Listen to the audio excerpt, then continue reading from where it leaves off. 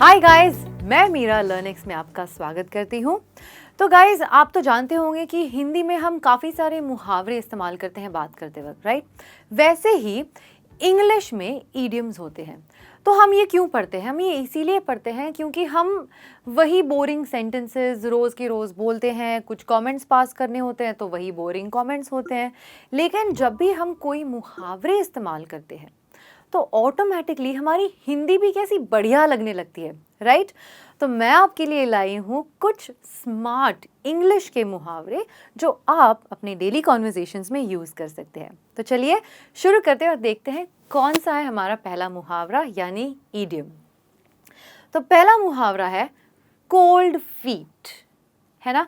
तो यानी इसका मतलब ये नहीं है कि पैर ठंडे हो गए हैं या फिर मतलब बर्फ़ से। इसका मतलब एक्चुअली ये होता है कि जब ऐसा कोई सिचुएशन होता है, ऐसी कोई घटना होती है, जब आप बहुत डर जाते हो और आपके हाथ पैर काँपने लगते हैं, है ना? और आप बहुत बेचैन हो जाते हो, तब आप कह सकते हो कि आई हैव कोल्ड फीट। मान लीजिए आपका एक बहुत ही इम्पोर्टेंट एग्ज़ाम है अगले दिन, है ना?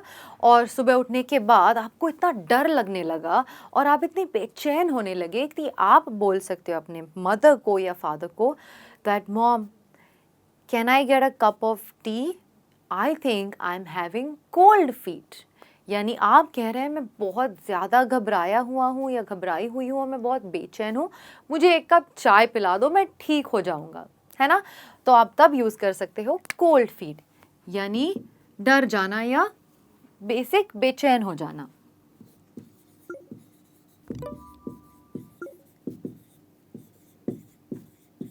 ओके, आगे बढ़ते हैं, अगला वाला देखते हैं कौन सा मुहावरा है। Next is cry your heart out. इसका एक्चुअली मतलब ये होता है गाइस कि दिल खोल के रोना, मतलब कूट कूट के रोना। जब भी ऐसी कोई चीज़ होती है हमारे लाइफ में, या तो बहुत अच्छी चीज़ होती है या ऑफ कोर्स कभी कभी सैड न्यूज़ भी मिलते हैं हमें, तो हम कभी कभी दबी आवाज़ में रोते हैं, राइट? लेकिन कभी कभी अच्छा होता है जब we cry our heart out, यानी जब हम दिल खोल के रोते हैं, राइट? तो यूजुअली मेरा भाई मुझे हमेशा ये बोलता है, जब भी हम कोई रोमांटिक मूवी देखते हैं या कोई सेंटिमेंटल मूवी देखते हैं, तो मेरा भाई हमेशा कहता है my sister is now going to cry her heart out, यानी अब मैं दिल खोल के रोने वाली हूँ, है ना? तो क्राई योर हार्ट आउट मतलब दिल खोल के रोना। ओके, तो अब नेक्स्ट इज हेड स्टार्ट, यानी किसी भी चीज़ में अगर आपको एक बढ़त शुरुआत मिलती है, यानी आपको जल्दी शुरू करने का मौका मिलता है, तो इसका मतलब होता है हेड स्टार्ट। यूजुअली जब भी हम कॉलेज में जाते हैं या हम अगर ऑफिस में जा रहे हैं, जैसे आप लोग हो यहाँ पे जो देख रहे हैं, तो कभी कभी ऐसे होता है कि आप सही टाइम पर, सही मौके पर आप किसी जगह पर पहुँचते हो। ऑफ कोर्स आपके जो कंपेटिटर्स हैं उनसे जल्दी पहुंचते हो, और आपको जो भी काम करना होता है आपके बॉसेस या मैनेजर सबको जल्दी काम दे देते हैं ताकि आप जल्दी काम ख़त्म भी कर पाओ। तो यू कैन से, तब आप कह सकते हो that today I reached early and I got a head start, यानी आपको बढ़त शुरुआत मिली, आपको शुरुआत पहले करने का मौका मिला। तो यही मतलब है एक्चुअल में हेड स्टार्ट का। तो आप इसको अलग अलग सिचुएशंस में इस्तेमाल कर सकते हो। हेड स्टार्ट यानी जल्दी या बढ़त शुरुआत।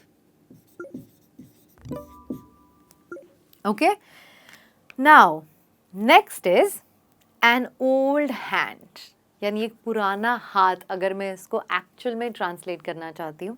लेकिन इसका एक्चुअली मतलब ये होता है कि जब भी कोई इंसान किसी भी काम में या किसी भी जगह पर बहुत ही पुराना होता है या बहुत ही जानकारक इंसान होता है, जिसको पहले से ही बहुत अच्छा नॉलेज होता है, बहुत अच्छा एक्सपीरियंस होता है, किसी भी चीज़ में, तो हम उस इंसान को कहते हैं एन ओल्ड हैंड। लोग इस इंसान पर अक्सर बहुत भरोसा करते हैं ताकि क्योंकि उनको पता होता है कि ये आदमी या ये इंसान हमारा काम सही से पहचानता है और सही से कर सकता है और करने की क्षमता रखता है। Why don't you take an advice from her? She is an old hand at this work. यानी आप उनसे एक बार पूछ लीजिए, वो काफ़ी जानकार है इस मामलों में या इन मामलों में, ठीक है। तो इनको कह सकते हैं आप एक एक्सपीरियंस्ड या जानकार इंसान, ओके।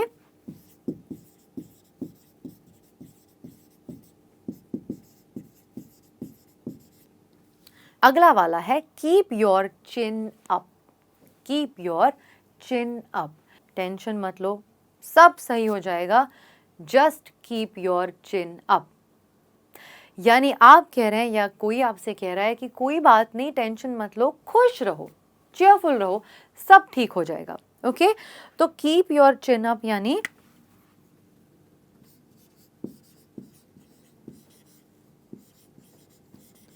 खुश रहना और अच्छी चीजें होने की आशा रखना। आगे बढ़ते हैं, next is lips are sealed. यानी क्या होता है? यानी कोई भी सीक्रेट रखना। अगर मैं तुम्हें कुछ बताऊं, कोई सीक्रेट बताऊं और मैं तुम्हें कहूंगी कि किसी को मत बताना, तो तुम कह सकते हो या आप सब कह सकते हो, don't worry Meera ma'am, we will keep our lips sealed.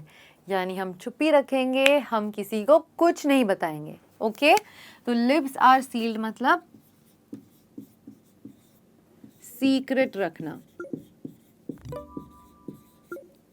और किसी को कुछ मत बताना, ओके।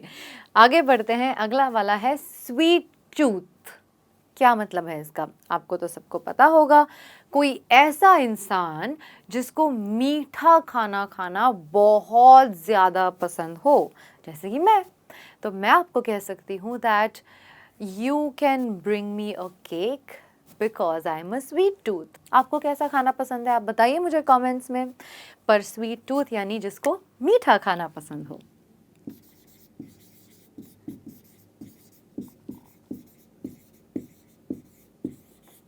ओके वैसे ही स्वीट टूथ जैसे सिमिलर होता है स्वीट टॉक, यानी मीठी बोली होती है किसी की। तो स्वीट टूथ यानी मीठा खाना पसंद हो जिसको, जिस इंसान को। लेट वंस हेयर डाउन, यानी अगर मुझे इसको भी अगर एक्चुअल में ट्रांसलेट करना है तो इसका मतलब होगा कि बाल खुले छोड़ना। लेकिन एक्चुअल में जब हम बाल खुले छोड़ते हैं, जैसे कि या फिर कभी भी ऐसी सिचुएशन आती है जब आपको रिलैक्स करना हो, बस टेंशन रखने हैं साइड में और आपको बैठना है एक जगह पर और बस चिल करना है, तो यानी आप कह रहे हो या फिर आप you are letting your hair down, यानी सारी परेशानियां भूल जाना, सारी टेंशन भूल जाना और बस अच्छे मूड में रहना, अच्छा सोचना और रिलैक्स करना, ठीक है। तो लेट वंस हेयर डाउन यानी रिलैक्स करना। नेक्स्ट इज थंब रूल, यानी एक नियम होता है जो कि बहुत ही सालों से चलता हुआ आया है या फिर जो कि बुक में नहीं लिखा है, लेकिन सब लोग उसको अच्छी तरह से फॉलो ज़रूर कर रहे हैं। तो वो जो नियम होता है उसको बोलते हैं थंब रूल। ऑफिस में सिर्फ वाइट शर्ट पहनना अलाउड है, ये कहीं लिखा हुआ तो नहीं है, लेकिन जो लोग पहनते आए हैं, करते आए हैं, वो है बेसिक रूल, थंब रूल। तो आप कह सकते हैं कि in my office it is a thumb rule to wear white shirt, right, यानी नियम। थंब रूल यानी नियम, ठीक है। तो ये था आपका सेकेंड लास्ट। अब लास्ट है, लास्ट मुहावरा कौन सा है? Makes my blood boil.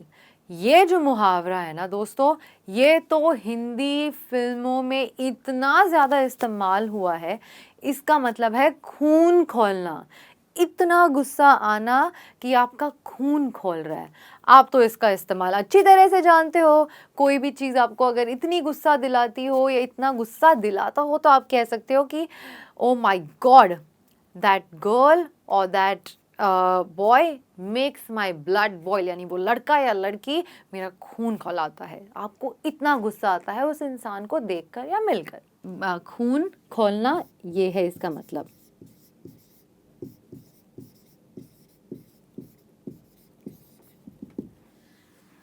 तो गाइस इसी तरह से हमारा एक फिल्मी अंत हुआ है काफ़ी, लेकिन मैं चाहती हूँ कि आप इसका स्क्रीनशॉट लो, हो सकता है तो, और एक काम करना, इसको डेफिनेटली यूज़ करना, क्योंकि ये स्मार्ट इडियम्स जो होते हैं ना, वो आपकी लैंग्वेज को थोड़ा और बेटर बनाते हैं। ओके, तो ये काफ़ी कॉमन है और कॉमन कॉन्वर्जेशंस में इस्तेमाल होने के लायक है, तो डेफिनेटली इसको यूज़ करना। ओके, आज के लिए बस इतना ही गाइज, मैं जल्दी ही आऊँगी एक नए लेसन के साथ। तब तक keep practicing, keep smiling, spread a lot of love. This is me, Meera, signing off guys. Bye.